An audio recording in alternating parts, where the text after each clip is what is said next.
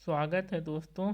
एक बार फिर से कुछ टेक्निकल इश्यूज हो गए थे तो मेरा वीडियो बीच में रुक गया था। इसके आगे मैं शुरुआत करूँगा। मैंने बता दिया था कि प्रथम आंग्ल मैसूर युद्ध हैदर अली और अंग्रेज़ों के बीच हुए, जिसमें हैदर अली विजेता हुआ। 1767 से 1769 ईस्वी के बीच हुए। हैदर अली ने संधि करी। अंग्रेज़ों ने संधि करी 4 अप्रैल 1769 को। इसके बाद द्वितीय आंग्ल मैसूर युद्ध होते हैं। द्वितीय आंग्ल मैसूर युद्ध 1780 ईस्वी से 1784 ईस्वी तक होते हैं। इसमें हैदर अली से पहला युद्ध होता है जुलाई 1780 में। अंग्रेज कर्नाटक पर आक्रमण करते हैं कर्नल बेली के नेतृत्व में, और हैदर अली ने इसको हराकर, कर्नल बेली को हराकर अर्काट पर अधिकार कर लिया। इसके बाद टीपू सुल्तान इसका पुत्र था हैदर अली का। हैदर अली का पुत्र टीपू सुल्तान पोलिल्लुर के क्षेत्र में हेक्टर मुनरो की सेना को हरा देता है। हेक्टर मुनरो अंग्रेज अधिकारी था, उसकी सेना को परास्त कर देता है।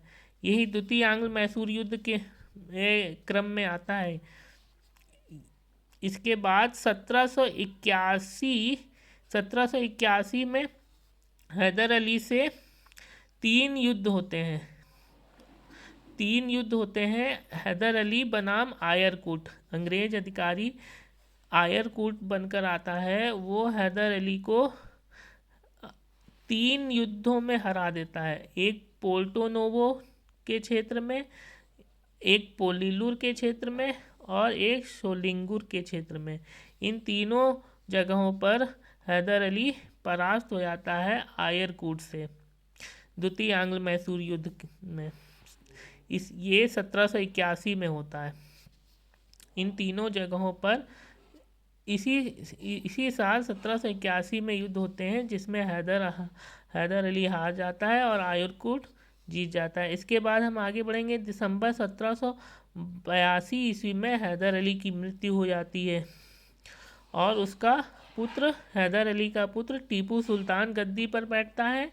जो टीपू सुल्तान 1784 ईस्वी में मंगलौर की संधि करता है। टीपू तथा अंग्रेज़ों के बीच मंगलौर की संधि होती है 1784 में, और द्वितीय आंग्ल मैसूर युद्ध का समापन हो जाता है। द्वितीय आंग्ल मैसूर युद्ध इसीलिए 1780 से शुरू हुए थे और 1784 तक चले थे, मंगलौर की संधि तक। इसके बाद हम आगे बढ़ेंगे दोस्तों। तृतीय आंग्ल मैसूर युद्ध होते हैं। तृतीय आंग्ल मैसूर युद्ध में इसकी समयावधि कब से कब तक है? 1790 से 1792 ईस्वी तक। इसमें लॉर्ड कॉर्नवालिस बनकर आता है अंग्रेज अधिकारी, और ये मराठों और निजाम के साथ मिलकर टीपू के साथ युद्ध करता है। टीपू सुल्तान के साथ युद्ध करता है, और इसमें टीपू सुल्तान की पराजय होती है और उसको श्रीरंगपट्टनम की संधि करनी पड़ती है। श्रीरंगपट्टनम की संधि के साथ ये तृतीय आंग्ल मैसूर युद्ध समाप्त हो जाते हैं। और इस संधि के अंतर्गत क्या होता है? टीपू का आधा राज्य अंग्रेजों और उनके साथियों को मिल जाता है।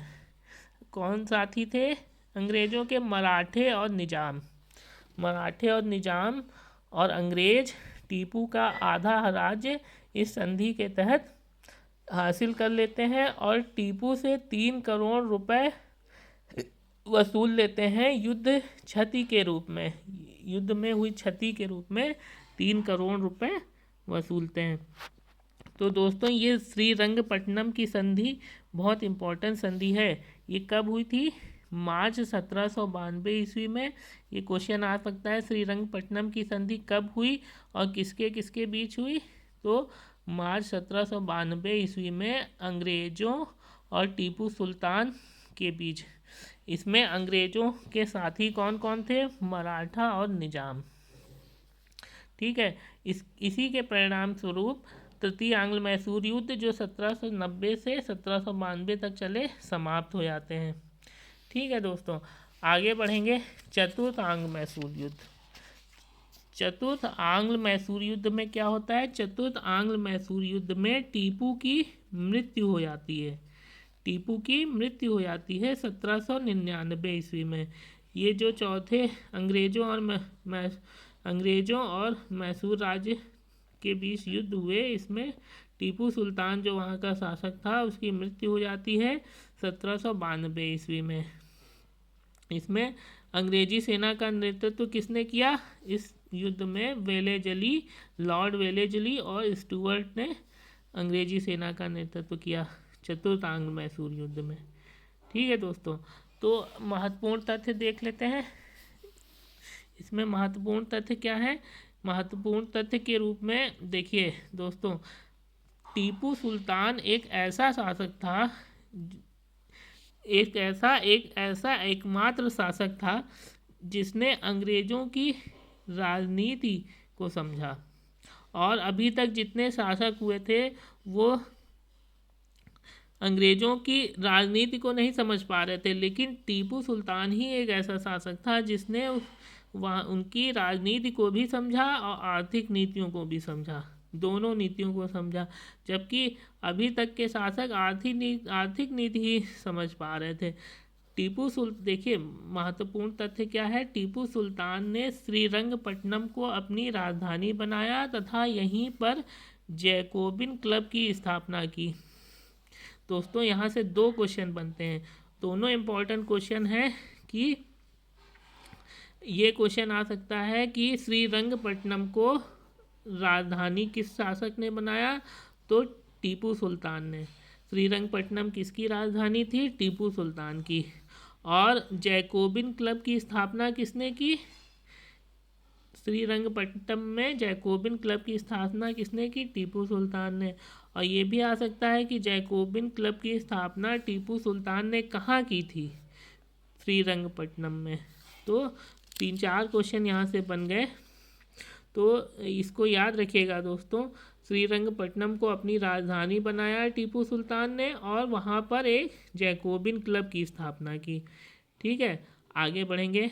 मैसूर विजय की खुशी में आयरलैंड के लॉर्ड समाज द्वारा वेलेजली को प्रदत्त उपाधि मार्क्विस की उपाधि दोस्तों 2 लोगों को मैं बताना चाहूँगा।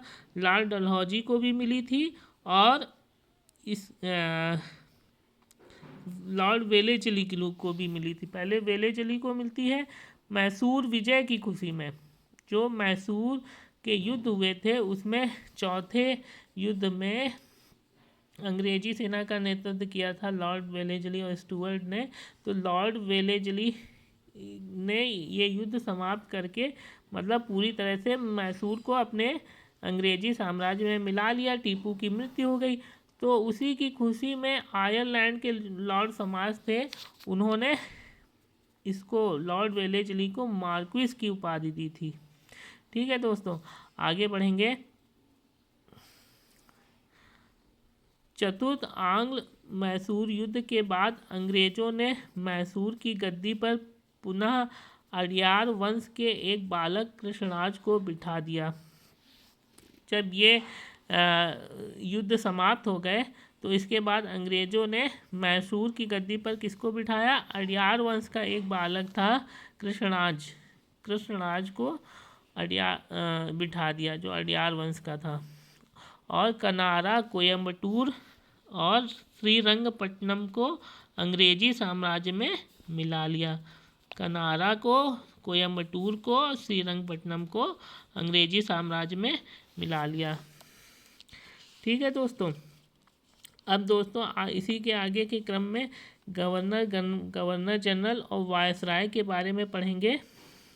ये दोस्तों ये बहुत इम्पोर्टेंट टॉपिक है।